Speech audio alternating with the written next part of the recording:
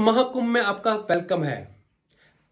Friends, last video में हमने बात करी थी स्टेप ऑफ सेल्स, जहां पर हमने सस्पेक्टिंग और प्रोस्पेक्टिंग की बात करी थी। और मैंने वहां बताया था कि सस्पेक्टिंग और प्रोस्पेक्टिंग के अंदर 70% टाइम हमें देना चाहिए, क्योंकि जब हम 70% टाइम वहां देते हैं तो हमारी क्लोजिंग होने के चांस 90% बढ़ जाते हैं। और यही मिस्टेक 90% लोग करते हैं कि सस्पेक्टिंग और प्रोस्पेक्टिंग में बहुत ज्यादा टाइम नहीं दे पाते, जिसकी वजह से उनकी क्लोजिंग नहीं हो पाती। तो हमें सस्पेक्टिंग और प्रोस्पेक्टिंग में बहुत ज्यादा टाइम देना है।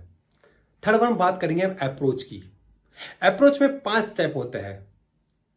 पहला स्टेप है opening, probing, supporting, motivating and closing. आज हम बात करेंगे ओपनिंग की। और ओपनिंग के अंदर हम बात करते हैं कि हमें अटेंशन लेना है। किसका अटेंशन लेना है? हमें कस्टमर का अटेंशन लेना है।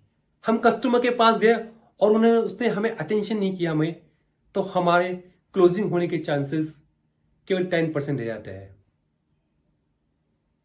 तो हमें कस्टमर का अटेंशन लेना पड़ेगा, और कस्टमर का अटेंशन लेने के लिए हमें उसके साथ रैपो बिल्ड करनी पड़ेगी। कैसे होती है रैपो बिल्ड? रैपो बिल्ड करने का दोस्तों, हमें उसके साथ सिमिलर होना पड़ेगा, कुछ सिमिलरिटी करनी पड़ेगी। और बोलते हैं जब समानता ही समानता को आकर्षित करती है।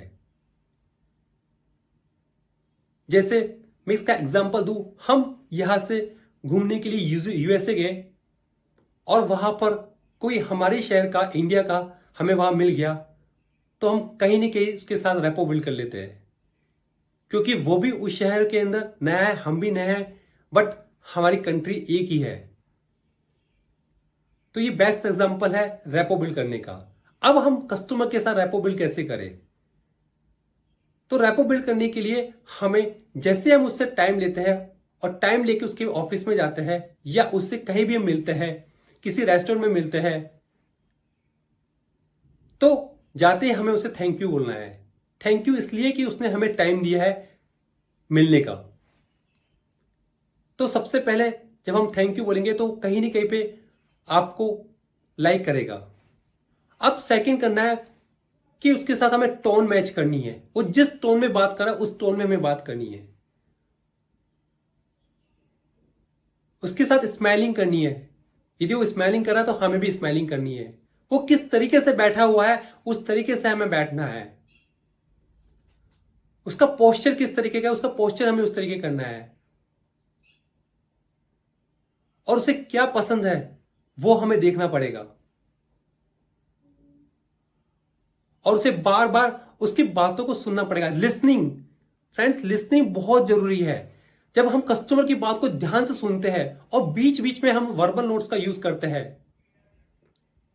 तो हमारी क्लोजिंग होने के चांसेस 90% हो जाते हैं।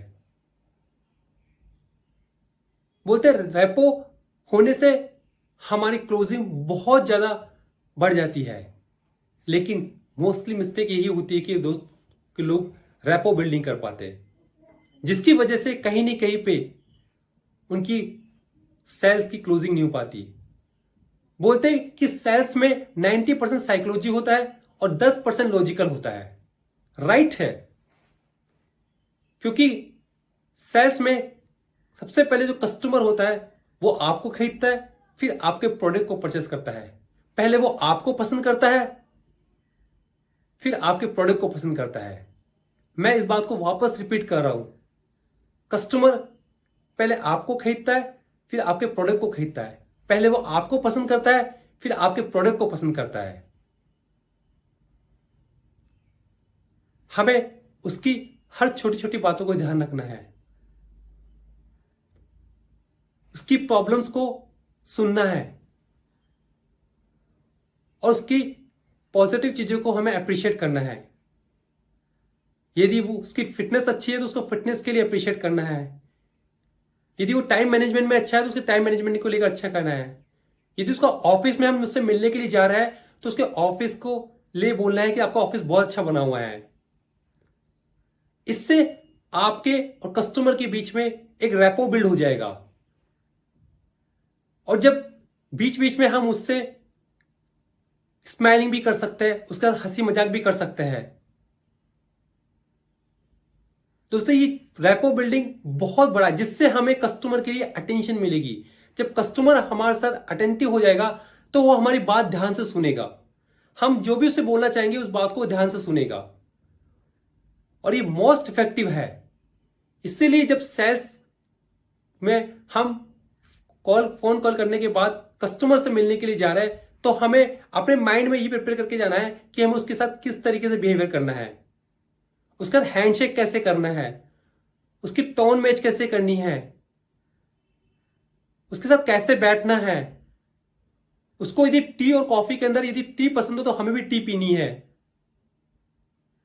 उसको खाने में क्या पसंद है। ये सब चीजें हमें उसके साथ रैपो बिल्डिंग करती है। इसीलिए हम रैपो बिल्डिंग को बहुत ही सीरियस तरीके से लेते हैं। दोस्तों हम आगे वीडियो में बात करेंगे कि कैसे हम प्रोबिंग करें और प्रोबिंग में हम कैसे स्पिन टेक्नोलॉजी का यूज करें। आप इस वीडियो को एक एक स्टेप देखते रहिए, आपके लिए बहुत हेल्पफुल होगा। Thank you so much.